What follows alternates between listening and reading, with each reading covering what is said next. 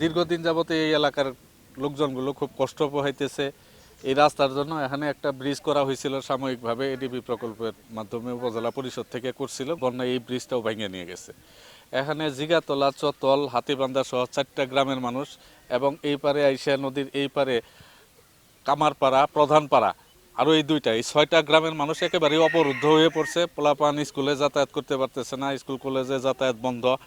ধান চাউল বাজারে নিয়ে যাবো তাও নাই, মানুষ যাবো বাজার সাথে করে তাও খুব বিপদ। আগামীকাল গিয়ে এটা ভাঙি নিয়ে গেছে গা, সামনে একটা সাগু আছে ওটাও গেছে গা।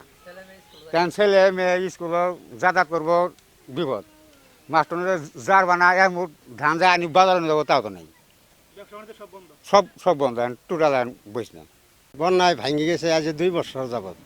এই 2 বছরের মধ্যে যা খালি লাভ জব করতেছে, কিন্তু রাস্তার কাজ করতেছে না।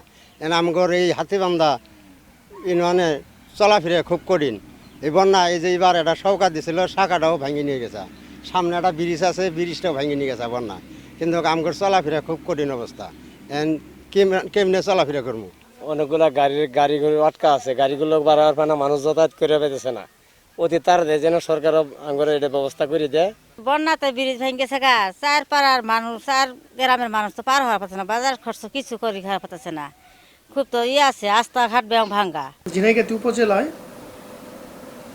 এই পর্যন্ত প্রাপ্ত তথ্য মতে এলজিডি, ত্রাণ এবং অন্যান্য চেয়ারম্যানদের তথ্য মতে ক্ষতিগ্রস্ত রাস্তা হচ্ছে 1.5 কিলোমিটার।